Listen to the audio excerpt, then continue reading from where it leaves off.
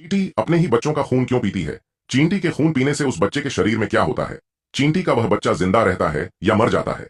आइए जानते हैं चींटियों के कुछ ऐसे रहस्यों के बारे में जिसे सुनकर आपके होंठ उड़ जाएंगे। सबसे पहले जानिए ड्रैकुला एंट के बारे में। ड्रैकुला एंट दूसरी चींटियों की तरह भोजन नहीं जुटाती। वे आमतौर पर भोजन के लिए अपने ही बच्चों का खून चूसती है। यह चींटी अपने तेज जबड़ों की मदद से लार्वा की बाहरी त्वचा पर एक छोटा कट लगाती है।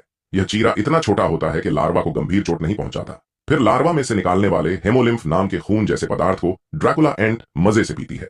लेकिन सबसे खास बात यह है कि हेमोलिम्फ चूसने के बाद भी इस प्रक्रिया से बच्चा मरता नहीं है, क्योंकि ड्रैकुला एंट इतना ही हेमोलिम्फ पीती है जिससे लार्वा मरे नहीं और उसका विकास भी ठीक तरह से हो सके। दूसरी ओर लार्वा को जब भोजन की जरूरत होती है तब ड्रैकुला एंट उसे भोजन के रूप में दूसरे कीड़े और अन्य ठोस भोजन देती है।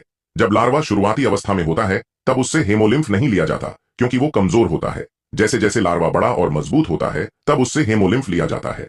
नंबर 2 पर है हनीपोट एंट।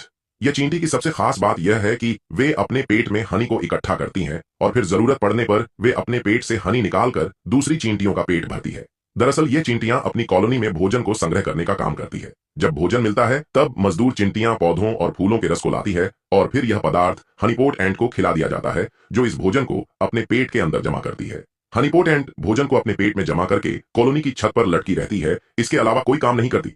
और जब भोजन की कमी होती है तब पेट में संग्रहित भोजन अन्य चींटियों को वापस देती है। एक कॉलोनी में इस प्रकार की हनीपोट एंट की संख्या 200 से लेकर हजारों तक होती है।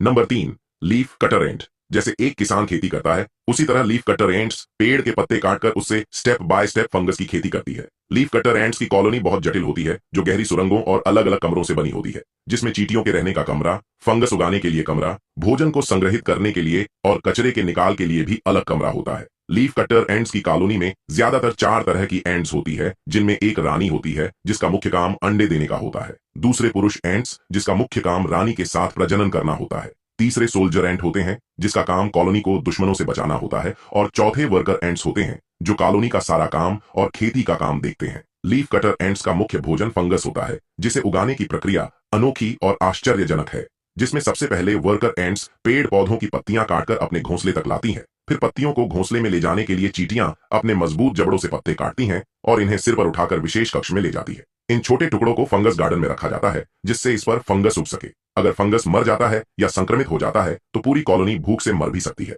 इसलिए leaf cutter ants in fungus की देखभाल अपनी जान से भी ज्यादा करती है।